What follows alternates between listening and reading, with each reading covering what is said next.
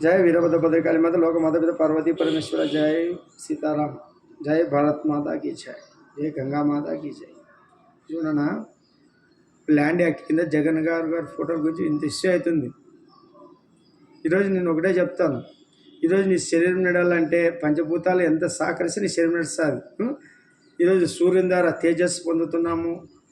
ఎన్నో రకాల మన శరీరానికి హానిపరిచే క్రిములను చంపుతున్నాం. ఎన్నో రకాలుగా మనకి తినే తిండి మీద కూడా సూర్యరశ్మి పడితేనే అన్ని రకాలుగా మంచిది. తర్వాత మనం ఆరేసుకున్న బట్టల్లో కానీ తర్వాత మన పంట పండాలని తేమకుంటే కూడా పంట రాదు నాన్న. ఆ సూర్యకిరణాలు పడితేనే మన శరీరానికి కూడా పంటలకు కూడా అన్నిటికీ ఇది ఉంటుందన్న. అవన్నీ మనం తెలుసుకోకుండా సూర్యుడు ఏమి ఇస్తున్నాం, మనం ఇంత ట్రాన్సాక్షన్తో ఇంత పవర్ఫుల్ సూర్యుడు ఇస్తున్నాడు కాబట్టి దాంట్లో సౌరశక్తిని సృష్టించుకుంటున్నాము. సూర్యుని ద్వారా ఇంత లబ్ధి పొందుతున్నాము. ఆయన పొద్దున 6 కోసం సాయంత్రం మారిపోతాడు. 12 గంటలు పనిచేస్తాడు ఆయన.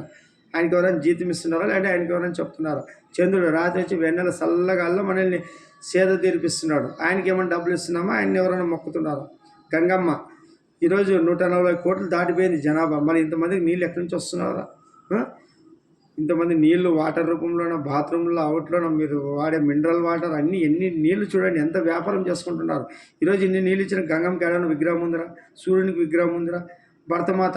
ఈరోజు ఇంతమందిని కడుపులో పెట్టుకొని మనం ఉండే ఇల్లుల నుంచి పిల్లర్లు వేసి గుణపాలు దింపి పిల్లర్లు వేస్తామే. ఇంత 5 స్టార్లు ఇన్ని బిల్డింగ్లు అప్స్టేర్లు హాస్పిటల్స్ ఉండే చెట్లు గాలి పిలిచేకి ఉండే కొండలు గుట్టలు తర్వాత నదులు సముద్రాలు ఈ విధంగా మనిషికి ఏం ఉపయోగం కావాలన్న అడవులు అన్నీ మోస్తుంది. ఆ లాస్ట్కి చనిపోతే భూమిలో కలుపుకుంటుంది మనల్ని.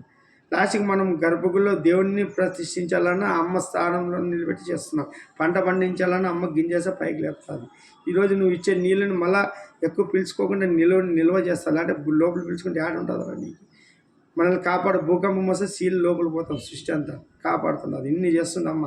భరతమాత గడని విగ్రహం ఉందిరా, గంగమ్మకి విగ్రహం ఉందిరా, ఇంతమంది నీళ్ళు తాపుతుంది. వాయుదేవుడు ఈ గాలి లేకుండా మనం బతకగలమా? ఈరోజు గాలి లేకుండా శరీరం నడుస్తుంది.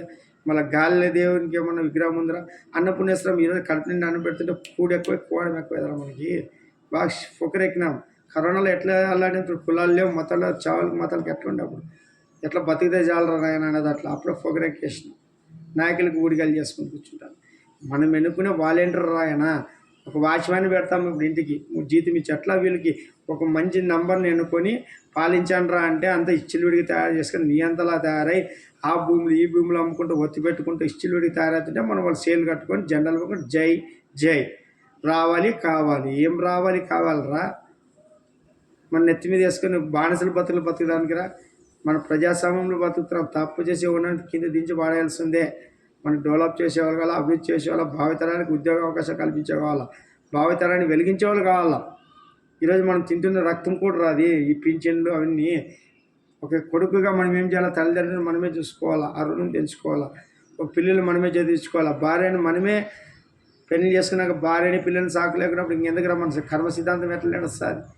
ఇవన్నీ వీళ్ళు ఏం చేయాలి? మనకి ఉచిత విద్య ఇస్తే చదివించుకుంటాం, ఉచిత వైద్యం ఇస్తే ఆరోగ్యం ద్వారా డబ్బు కాపాడుకుంటాం, మౌలిక వసతులు రోడ్లు ఇటువంటి వల్ల చేస్తే డెవలప్ అవుతుంది, పరిశ్రమలు వస్తాయి. మాకు పనిస్తే చాలు ఆయకు బతుకొని అమ్మ నాన్నని భార్య పిల్లల్ని సాకునే శక్తి వస్తుంది. మౌలిక వసతులు కల్పించండి. ఏదైనా ఇల్లు కట్టుకోవాలనుకుంటే సబ్సిడీ మీద లోన్ ఇవ్వండి. ఇటువంటివి ఇవ్వాలి. కానీ ఇవి ఏమైనా పథకాలు ఎందుకు? ఇవన్నీ పథకాలు ఎక్కడి నుంచి ఇస్తారు? మళ్ళీ ప్రజల మీద ట్యాక్స్ వేయాల్సిందే కదా. తెలుగుగా ఈరోజు ఇన్ని డబ్బులు కరెంట్ ఛార్జీలు అన్నీ పెట్టడానికి కారణం ఎవరు? 2004 నుంచి రాజశేఖర రెడ్డి గారు ఎప్పుడు సంక్షేమాన్ని తెచ్చినారో అప్పటి నుంచి రోగాలు ఎక్కువై, ఆరోగ్యశ్రీ పెరిగినా రోగాలు ఎక్కువే. మనం ఎట్లా పెంచుకుంటూ పోతే శివయ్య అట్లా పరీక్షలు పెడుతున్నాడు మనకి. ఎంతమంది డబ్బులు పెరిగే కొద్దీ, ట్యాక్స్లు పెరిగే కొద్దీ డబ్బులు కూడా మంచినీళ్ళ కరిగిపోతుండే. అప్పుడు పింఛన్ 80 రూపాయలు ఉండే చంద్రబాబు గారిలో, 200, 1000, 3000 వచ్చినా మనం కడుపు కడుతుంది పింఛన్. మనం ఎంత శాసనం చేసినా శివయ్య ముందర ఉప్పుగంతులు వేస్తే ఏం మాటలు పనిచేయరా? మనం ఊహించుకుంటున్నాం. స్ఫూర్తి ప్రదాత, సంక్షేమ సామ్రాట్లు, రోజమ్మ అంటారు సంక్షేమ సామ్రాట్ అంట. వాళ్ళ ఇంట తెచ్చిస్తున్నాడా సంక్షేమ సామ్రాట్ చేసేకి? వాళ్ళు ఆస్తులు ఏమన్నా ఒత్తిపెట్టి తెస్తున్నాడా? ఏమన్నా ప్యాలెస్లు ఏమన్నా అంతా ఆయన ఆస్తుల నుంచి లీజుకి వచ్చింది తెచ్చి ప్రజలకు పంచుతున్నాడు.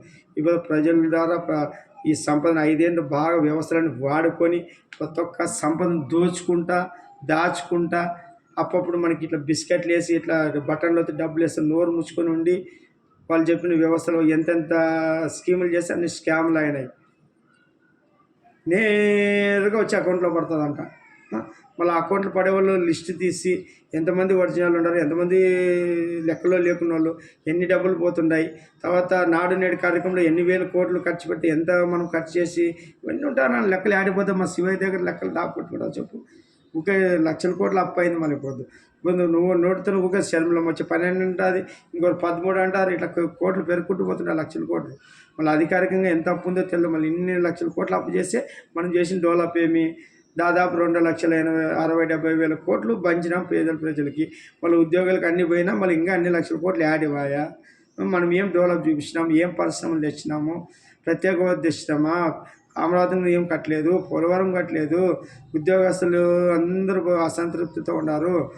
మాకు నిరుద్యోగులంతా ఆల్మటి తెలంగాణకి, అక్కడ చెన్నై, ఇక్కడ మద్రాస్కి అక్కడంతా పోయి ఉద్యోగాలకి వేటలో ఉన్నారు. ఒకరికి అందరూ వలసలు పోతున్నారు. ఈ పోలవరం కంప్లీట్ అయినా ఎంతో నీళ్ళు వచ్చినా ఎంతో బాగుంటుండే.